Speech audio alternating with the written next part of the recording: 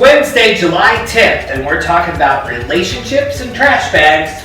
Conversation starts now on Foster Life.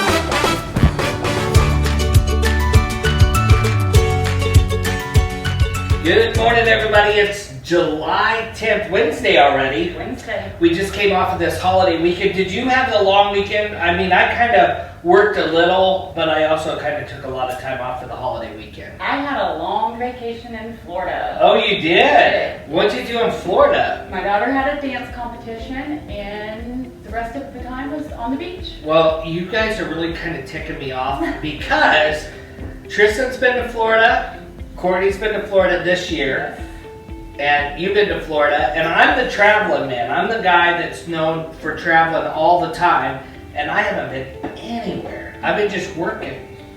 We went through 7 states. Woo! While you were here. Oh, well, that sounds fun. So, what was the highlight of your trip? Watching my daughter dance. Oh, your daughter was dancing there. At a national competition. Oh, so how did she do? She placed high gold in all 4 dances. Oh, she did. She did amazing. Wow, Yeah. we might have to have her on, like, when we do our, what is that marathon thing that we do? She would love that. Well, today Tristan is gone, and it was a great opportunity to bring Jody on to host with me.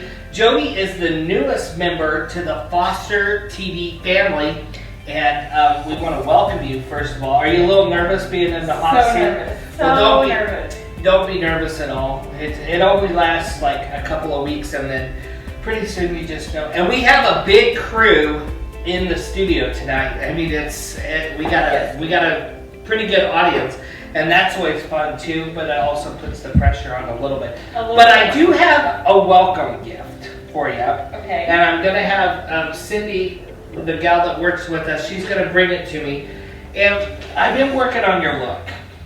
Okay. Because I know that you're going to be a part of this show, and you're also going to be a part of some other projects that we're doing. So we've been working on Jody's look for the show, and Ethan and I picked this up for you, and I just really hope that you enjoy it, that you embrace it, and that it'll just become part of you. Okay. And so go ahead and open it up here. We're going to wait for her to do it. And there she goes. Yes. Yes. There we go. Joe Mama's. Yeah, Joe Mama's. Oh yeah, that looks real good on there. Love it. Yes. Perfect. And that could be part of your look since you're our Joe Mama. And, so cute. Yeah. So we want to welcome Jody to our team, and we're so glad that you're with us. Thank you. And all that you're doing. Now I worked quite a bit this weekend. What did you do? But, well, we did all the family stuff. My mother-in-law was here. Mm-hmm. And I gotta tell you, my father-in-law walked into the house, and the first thing he said is, "My God, you've gotten fat." So that was good. And then I've been wanting to lose some weight, and so I told my mother-in-law that I was going to lose some weight, and then I was going to have some work done, if you get my drift. Yes. And she said, "Well, save your money because you'll never lose the weight." So, wow! In-laws are fun. Yeah, right? they were fun. And I love them to death, but they gave me a lot of laughs and a lot of things to laugh about.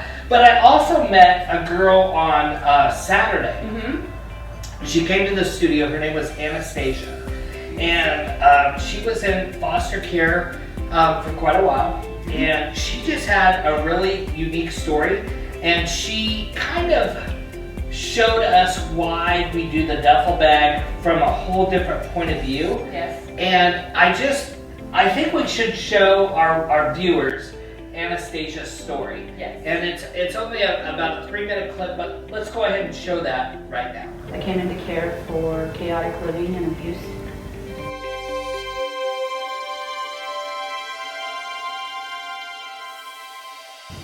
When I moved, my things were put in the trash bags for me. I didn't even really have the choice to pack my things. They were mostly packed for me.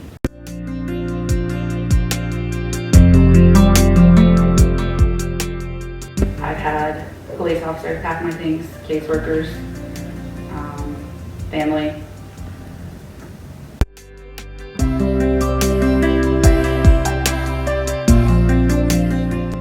Most of the time it wasn't like I had a choice. It was just, let's go.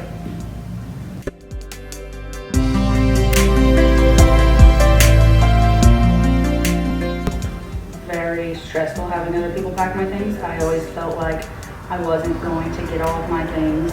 I have very little actual possession that meant anything, but the few things that I did have, they meant a lot to me, and so I was always scared that I wasn't going to get my things, or things were going to be taken from me, the few things that I had.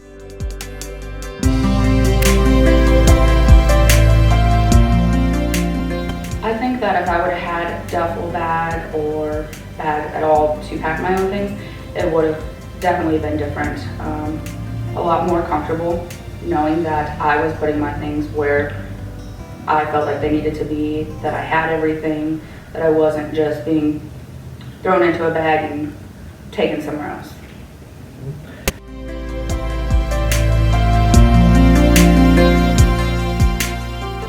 It was absolutely terrifying going to a new place where I didn't know anyone with my things in trash bags. It was embarrassing. I felt like I was less than where I was at, than the people of where I was at.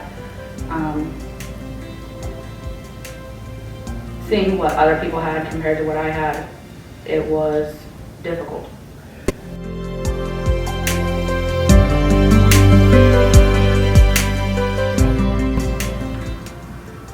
I felt like for a very long time that there was something wrong with me. It wasn't until I got with my parents, my foster parents, who I call my parents, before I realized that there wasn't anything wrong with me, that I wasn't the problem. It took a lot of encouragement from the people around me for me to understand that it wasn't my fault. And we'll be back On Foster Life. after this.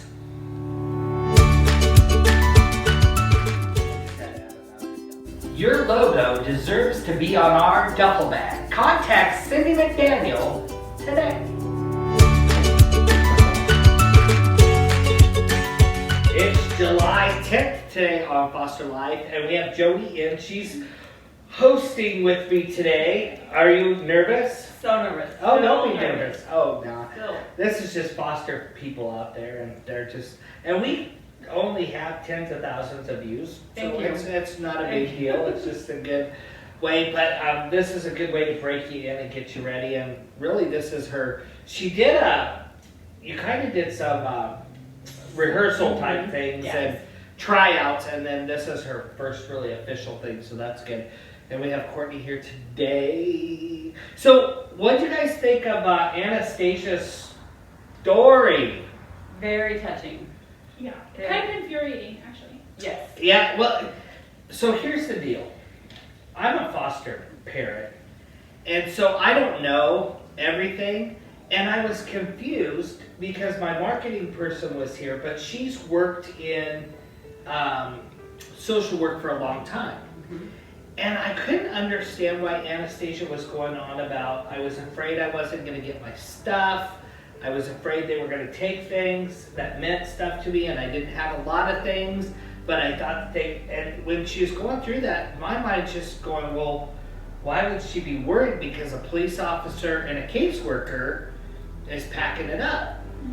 Well, lo and behold, I found out that sometimes caseworkers and residential facilities and foster parents will go and weed through their stuff without them knowing. And so I said, well, I can understand, you know, if it has bugs in it or if it has mold or something like that. And then I was told, well, sometimes they'll make excuses to go through their stuff to get rid of stuff. And I don't think that's right.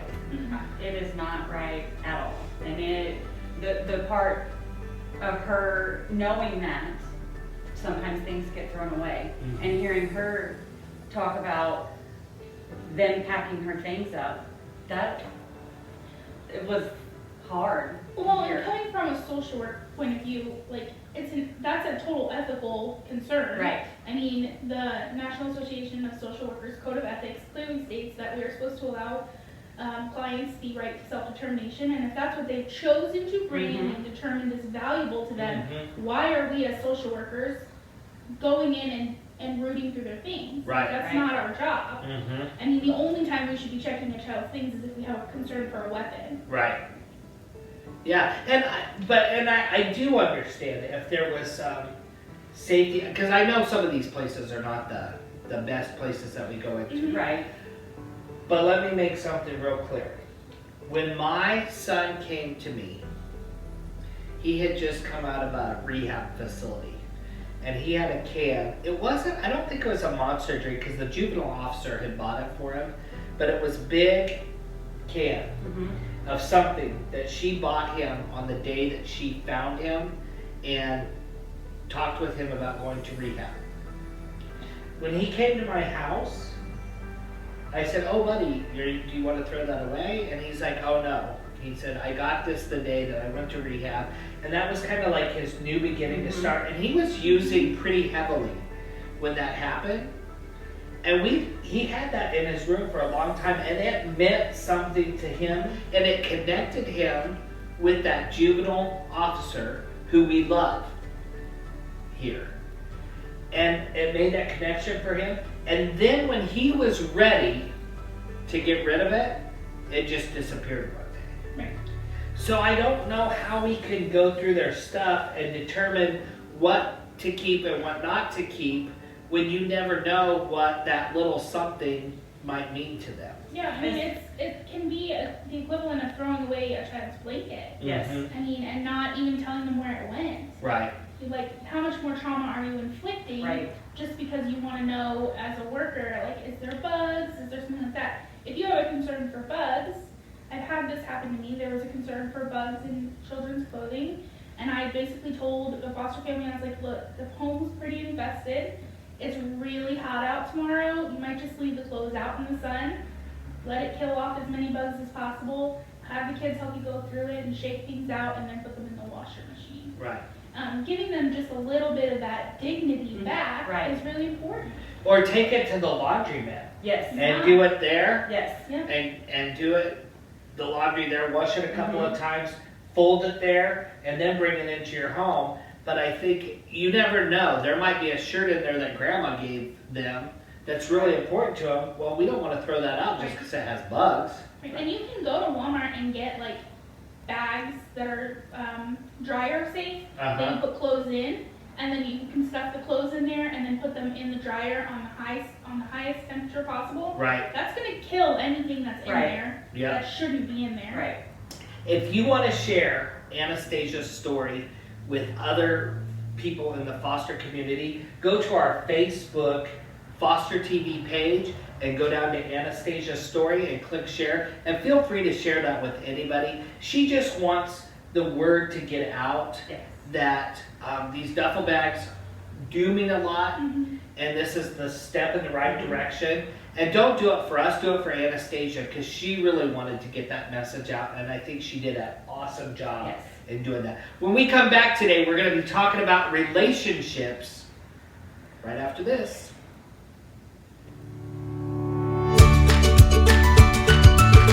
Today, 700 kids in the United States will come into care. 90% of those kids will move into their new home with only trash bags or grocery sacks. Join Foster TV's Duffel Bag campaign. Visit us on fostertv.com. Welcome back to Foster Life. Today we're talking about relationships. And when we talk relationships, we're talking about relationships between the kids and the bio parents and the relationships as foster parents that we maintain with the bio parents. And so when Ethan and I started this journey, we were in it for the bio parents, if that makes sense.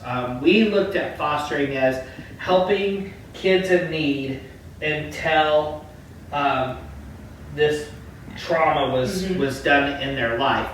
As a result of that, and as a result of being willing to work with our bio parents, every child that we have, and we have 10, every child that we have except for 2, the parents ask us to adopt their kids. So that's because we kept those open relationships with them, we worked with them, that type of thing. So what are we talking about as far as relationships? There's so many different ways that we can build relationships and bridges between our foster kids and our families and their bio families. Right. One of the best things, and I harp on it, is life books. Oh yeah. What's a life Oh book? goodness, I just saw a face that told me we don't know what a life book is. Yeah. So obviously I don't talk about it enough. Right. Life So book. a life book is kind of like a kid's scrapbook. It tells everything that's happened to the child since they've come into care. You want to put good, you want to put bad, you want to put anything relevant to that child in there. And it's mandatory? It's mandatory Yes, for it is. foster parents who are licensed in the state of Missouri or through any Pride or STARS program Right. to maintain a life book for the child. And does the book go with the child? through- Always. And it's always best to kind of give that book, we like to give it to the child unless the child is too young, and then give to the worker. Sometimes they don't always get passed on Yep. if you give them to the worker, because sometimes the worker's in a hurry, sometimes there's a car switch and it gets forgotten, and then they don't know how to get it back. So if the child is connected to that life book, you can send it back. But it should hold pictures of them with their bio parents, information about mom and dad, birthdays, fun activities they used to do with mom and dad. They can help you fill it out. Yep. You can do it in any way. You do a video. Yep. We do it through the video, obviously, since we own a TV Right. network. Or you can do it through scrapbooking. And some of my cool parents out there, I love when I go to, I'm really involved in these meetings. And so a lot of times I'll be a community representative at different meetings and stuff for foster care. And you can go on and do the books where you submit pictures and then you write the story and it turns it into a storybook. And I know a mom in Aurora, she does one of those books a month. So the kid has every single month, he has a story that he can read about what he's done with his family. That's really cool. It's Yeah. really important because kids can't always timeline things properly. Right. And so this gives them a good timeline, but it also gives them lots of information about their family and lots of photographs and where their family lived and where they came into care. But if we're still talking about relationships, there's other things you can do. You can be the one who supervises visits. You can, if you have a really good relationship with a parent that you've already established and you want to maintain that connection, you can do things like invite them to birthday parties. They should be invited to doctor's appointments already. That's another thing that you should be doing as a foster parent is telling the parent when the doctor's appointment is happening, telling the doctor that their parent is going to come, and then allowing the parent to be part of that. Right. If it's safe and there's not a safety concern there. Let me put it to you guys like this. I hear from people all the time, well, I couldn't foster because I would get attached to that kid and then they have to go home. Okay. If you want a chance of having a relationship with that kid when they go home, that depends on you and how involved you're going to be. Yeah, I have a child in that I have, and we are still involved. He went home, and we have developed a friendship. We've actually really developed a family with his dad and his mom, and we all parent together. But that's because we chose to be involved. We supervise visits. When dad needed a ride to here or there, we helped out. When the kid needed this or that, we made sure that dad was involved. And so we did that, and as a result, it turned out really good.